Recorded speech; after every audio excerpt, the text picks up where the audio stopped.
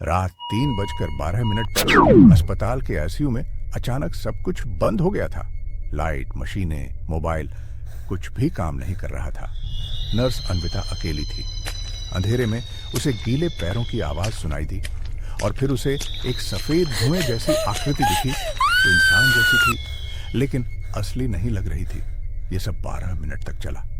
3:12 से 3:24 तक सीसीटीवी में उस समय की सिर्फ काली स्क्रीन दिखी।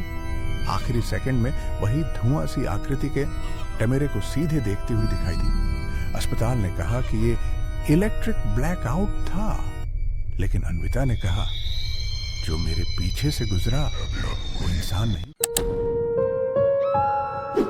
यह कहानी पूरी तरह काल्पनिक है। इसे केवल मनोरंजन के लिए देखें। वास्तविक घटनाओं से कोई भी समानता सिर्फ संयोग है और हम किसी भी प्रकार का अंधविश्वास नहीं फैलाते। अगली रात अन्विता सो नहीं पा रही थी। आईसीयू वाली घटना बार बार याद आ रही थी। वो खिड़की के पास बैठी थी और बहुत डर गई थी। अचानक उसका मोबाइल टोन बजा, लेकिन स्क्रीन पूरी काली थी। कोई मैसेज नहीं, कुछ भी नहीं। फिर कमरे की लाइट एक सेकंड के लिए धीमी हो गई, जैसे कोई अदृश्य चीज कमरे के अंदर से होकर निकल गई हो। अन्विता के हाथ कांपने लगे। अगली सुबह अस्पताल में सीसीटीवी टेक्नीशियन ने फुटेज फिर से चेक किया। जब उसने वीडियो को बहुत स्लो किया, उसे एक नया फ्रेम दिखा। आईसीयू का दरवाजा और उसके बाहर वही सफेद धुआं सी आकृति, लेकिन इस बार वो धीरे धीरे केन मेरे के और करीब आ रही थी। फ्रेम कट होने से पहले 2 सफेद चमकती आंखें दिखी। टेक्नीशियन डर गया। उसने फुटेज डिलीट कर दिया, लेकिन बहुत देर हो चुकी थी। वो साया आईसीयू से बाहर निकल चुका था।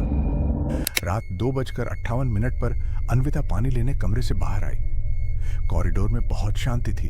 सिर्फ एक लाइट बार बार टिमटिमा रही थी। फर्श पर गीले पैरों की 3 लकीरें दिख रही थी, बिल्कुल आईसीयू जैसी। अन्विता का दिल जोरों से धड़कने लगा। जैसे ही उसने सिर उठाया, उसे दूर कॉरिडोर में वही धुआं सा लंबा साया खड़ा दिखाई दिया। इस बार उसका कद बड़ा था, आकार अजीब था, लेकिन वो एकदम शांत बस अन्विता को देख रहा था। अगली सुबह सीनियर नर्स ने अन्विता को अपने कमरे में बुलाया। वो बोली, जिसे आईसीयू के वो 12 मिनट दिख जाते हैं, वो साया उसका पीछा करता है। अन्विता डरकर बोली, क्यों, मैंने क्या किया?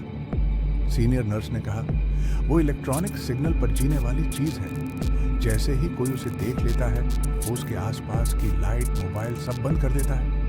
अन्विता ने पूछा, उसका नाम क्या है? नर्स बोली, EM शैडो। रात 3:12 हुए और अचानक पूरी बिल्डिंग अंधेरे में डूब गई। सभी लाइटें बंद, सभी मोबाइल बंद, एक भी आवाज नहीं। अन्विता के कमरे के बाहर फिर वही आवाज, टप टप टप, जैसे गीले पैर उसके कमरे की तरफ आ रहे हों। दरवाजे के नीचे की जगह में धीरे धीरे 2 सफेद चमकते बिंदु दिखाई दिए। वो उस साए की आंखें थीं। अन्विता ने सांस रोक दी।